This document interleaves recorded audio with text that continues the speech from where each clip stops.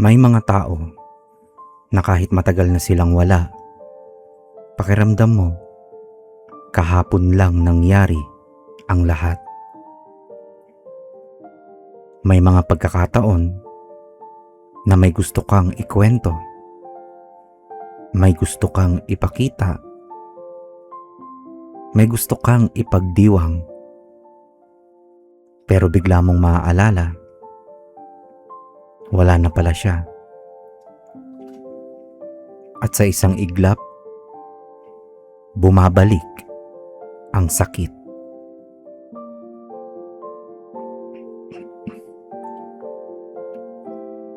May mga litrato kang hindi mo na kayang tingnan ng matagal. May mga kanta na nagpapaalala sa kanya. May mga lugar na hindi mo na kayang balikan. May mga alaalang kahit gusto mong takasan, kusang bumabalik. At minsan, hindi mo na mapigilan ang pagluha.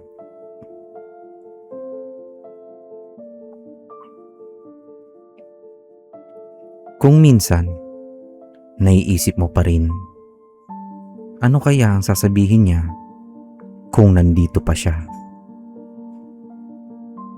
Masaya kaya siya sa mga nangyayari sa buhay ko? Makikita ko pa kaya siyang muli? Maraming tanong, maraming pangungulila, at maraming pagkakataong pakiramdam mo may bahagi ng puso mong hindi na muling mabubuo.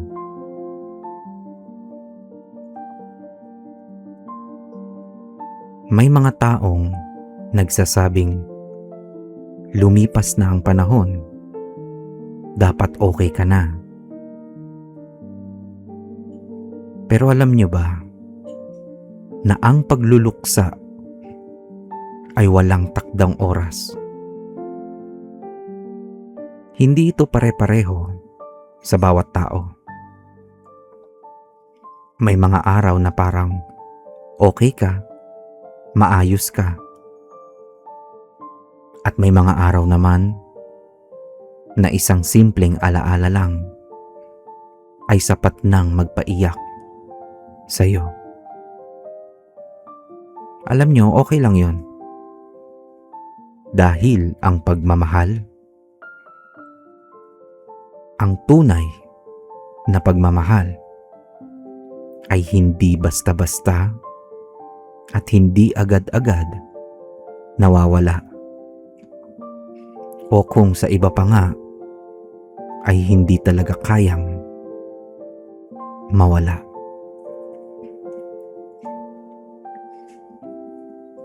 Alam nyo, habang ginagawa ko ang video na to, naisip ko na marami sa atin ang may isang taong gusto pa sana nating mayakap kahit 1 minuto lang o kahit nga 10 segundo lang. Magulang, anak, asawa, kapatid, kaibigan, o kahit yung mga ex nyo. Yung mga tinatawag na greatest love. At kahit hindi na natin sila makausap, ang pagmamahal na iniwan nila sa ating puso ay nananatili. Para sa mga nanonood o nakikinig ngayon, kung ikaw ay nagluluksa ngayon, nais kong malaman mo na hindi ka nag-iisa. No, hindi dahil marami ring tao ang nakakaranas ng mga pinagdadaanan mo ngayon, pero kasi may Diyos na nakakaalam ng bawat luha.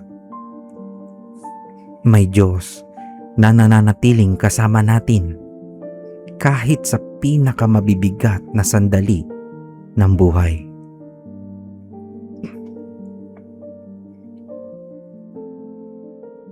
Sa Pahayag, chapter 21, verse 14. Sinabi dito, He will wipe every tear from their eyes. There will be no more death or mourning or crying or pain, for the old order of things has passed away. Alam niyo, magandang pangako to. No? Bagamat hindi nito inaalis ang sakit na nararamdaman natin ngayon, pero nagbibigay ito ng pag-asa. Ang pag-asa na darating ang panahon na wala ng luha, wala ng pagdadalamhati, at wala ng sakit.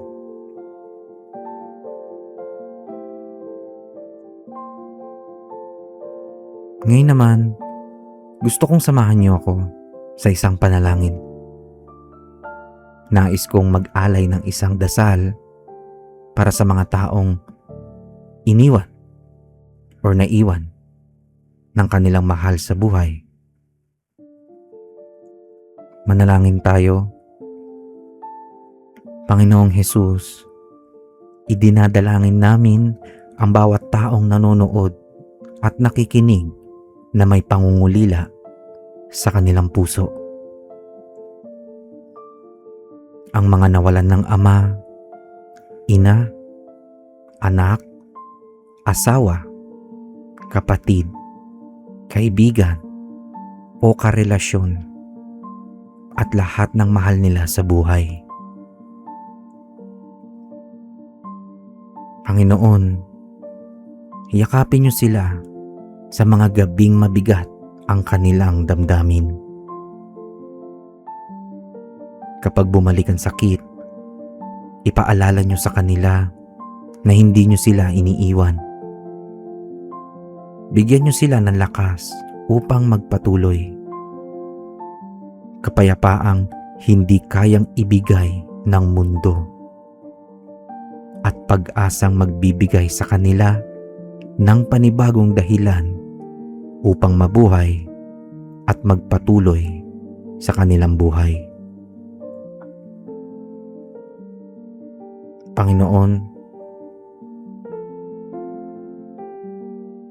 maraming salamat po. Sa pangalan ni Jesus. Amen.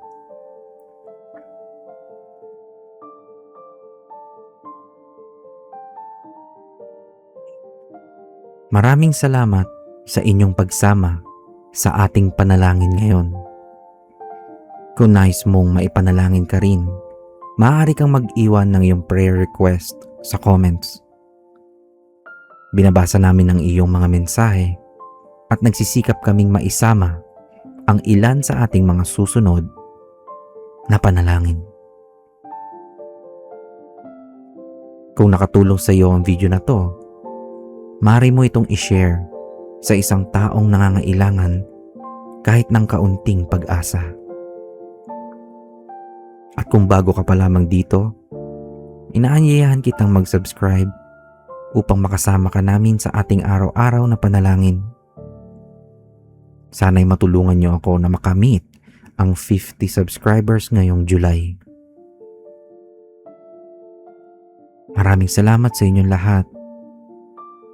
Hanggang sa muli, at pagpalain nawa tayong lahat ng Panginoon. Salamat sa Diyos. Maraming salamat.